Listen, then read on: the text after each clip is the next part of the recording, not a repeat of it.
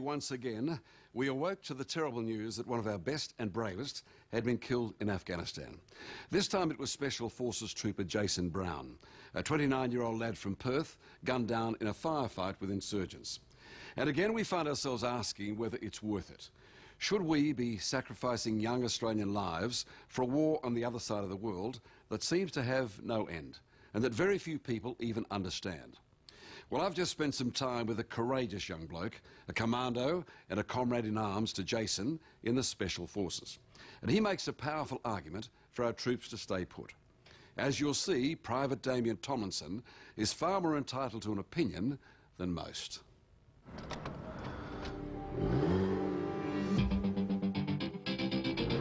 It looks a bit like an ad for Coca-Cola or Calvin Klein. How good a day is this? 20-somethings on the move, cool and unquenchably confident. Today's a bit of R&R for Pte Damien Thomlinson and his beautiful Brazilian girlfriend, Letitia. It's so great to be home. He's unstoppable and he loves a challenge. A fitness fanatic, Damo hits the gym and the pool every day. So down the Perisher slopes, he suddenly switched from skiing to snowboarding. And it's his first day. That is a fearless individual. I will give him that. Are you okay, darling? Yeah, it's no big deal. What makes this likeable larrikin so exceptional is he's got no legs. They were blown off in Afghanistan by a Taliban mine, a roadside blast that should have been fatal. You can still feel itches between your toes. Do you miss them? Yeah, a little bit, I guess. I don't get smelly socks anymore. No blisters. Probably won't roll an ankle in the near future, which is good. Yeah, I don't know. I really don't notice it. I try not to think about it. I think it's one of those things that it's a mental game the whole time, which is, I think, one that you leave yourself no option but to win. So I mean, in that mental game, you can't let it get on top of you. So if I sit there and sort of, oh wow, I missed my legs or something like that, I'll stop thinking about something that I have to do that's in front of me. So you were here for this ceremony? Yeah. Now spend 5 minutes with this bloke and you'll see that he's certainly not ordinary. That's why he joined the 2nd Commando Regiment, a clandestine band of brothers.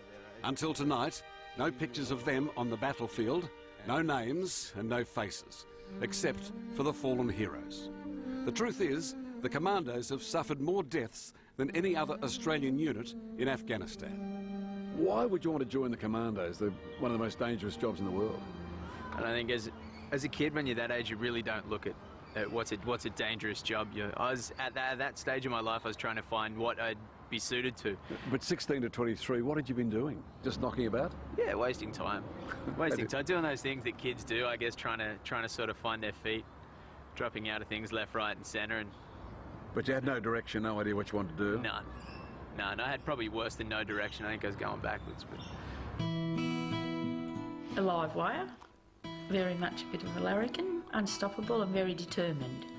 If he wanted to do something, he made sure he did it. So Damien's parents, Steve and Di, were delighted when at 23 he joined the Commandos. They thought that the army might even curb his wild ways. I called him a temporary Australian when he was a kid. What did you mean, temporary Australian? Oh, well, he was, you know, he'd ride motorbikes through the bush at 1,000 miles an hour and leap over boulders and, you know, do what was that stuff? We jumped off cliffs and, you know, he just did a whole bunch of stuff that was highly dangerous. Damien's mum and family can laugh and reminisce now that he's safely back home. Until I saw him myself, I couldn't believe it, you know what I mean? So. That April night patrol last year changed his life forever. What do you remember of that night? Nothing. Absolutely nothing. What do you remember last, a couple of days before? Yeah, shadows from days before.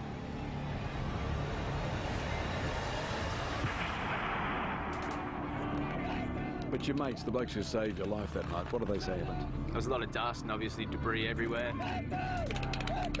Then I was unrecognisable through it.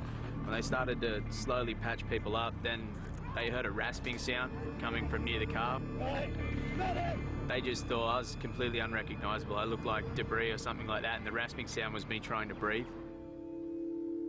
For it would have been a bit like having been attacked with an axe by some mad axe murderer. This one, as you can see, was... Yeah.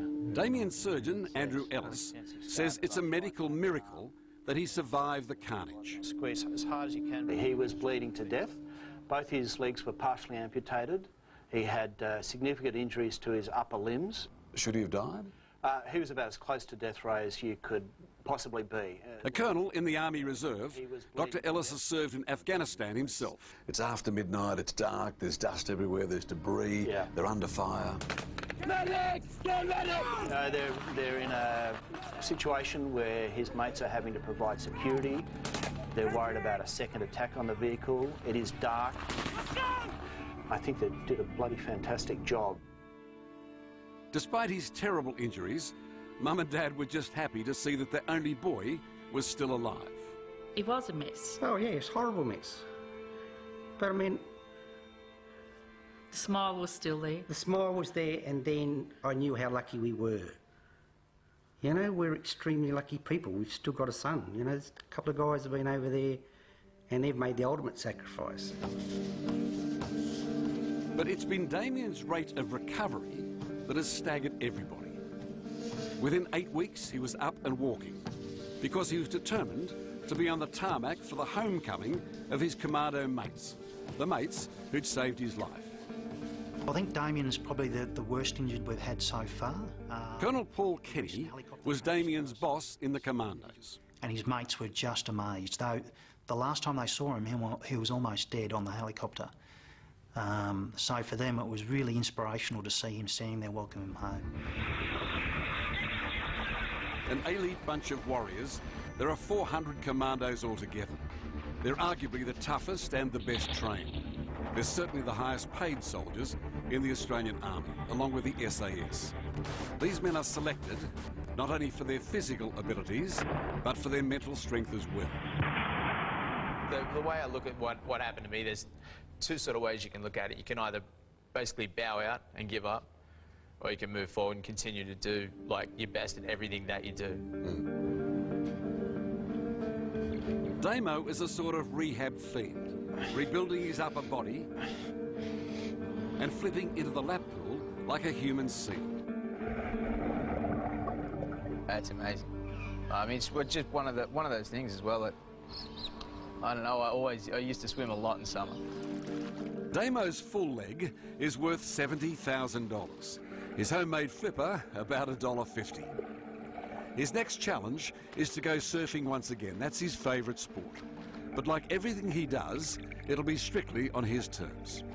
There's that 30-metre stretch where you're on really soft sand entering the water, which when you're sliding sort of on your ass is a little bit harder than you'd sort of anticipate when you get down there. So. And so your dad or a mate carrying you out of the surf up the beach, it's out of the question? Definitely. Why? Nah, you don't need help with anything you do. I'd walk on my hands to the water before I'd have someone carry me there. It's the same thing when I fall. The last thing I want someone's hand to go down to pick me up. You know what I mean? It's just one of those guy things, I think. Like surfing, Damien can no longer ski. But where there's a will, there's a way. A quick change of legs. Is that too tight? And he's out there, only this time he's surfing the snow. Damien's probably the most disabled person that I've dealt with. What we need to do is try to get your body across the snowboard. Peter Higgins coaches disabled athletes. But even he admits that Damo is kind of special. When I first walked up to that van and I saw this fella sitting there with 2 legs missing and a snowboard laying in front of him, I was shocked. I was really shocked. You'd never know, would you? Look at him now, you'd never know. You wouldn't know. Minus 2 legs. Yeah, and like, just look at it. He's just steering stilts. It's phenomenal. But your mates or your mum and dad, if they sat on this rock, they'd say, I don't believe it. Yeah, no doubt they would. Wouldn't they? Yeah, definitely.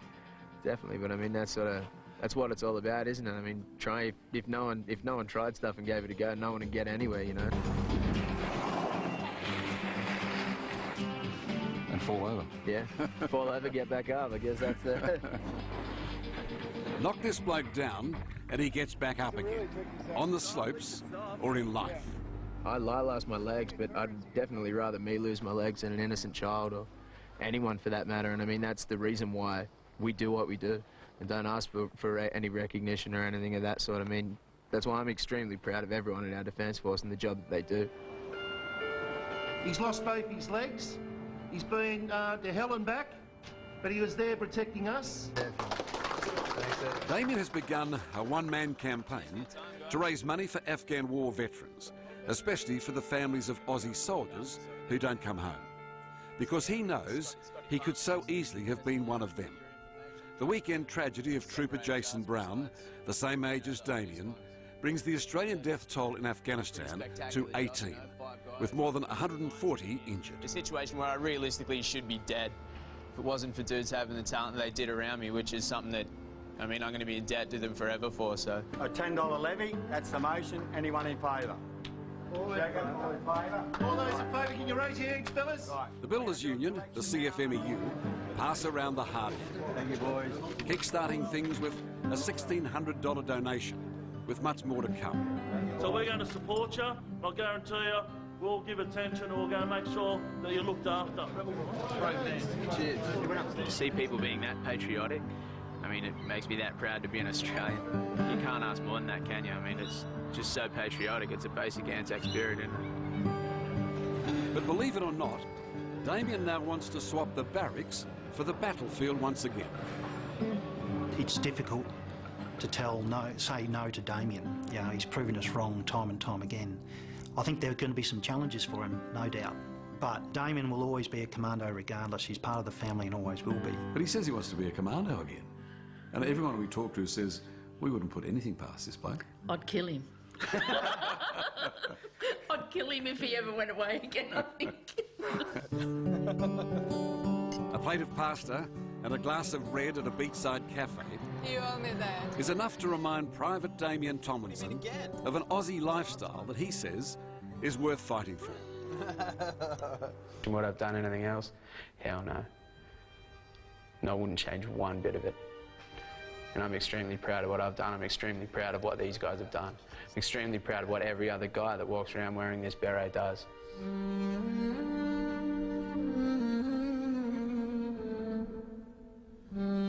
They don't ask for thank you. They don't expect a thank you. They do it for people who can't do it for themselves. Can I say thanks? Yeah. Yeah, I guess you could say it to the whole lot of us.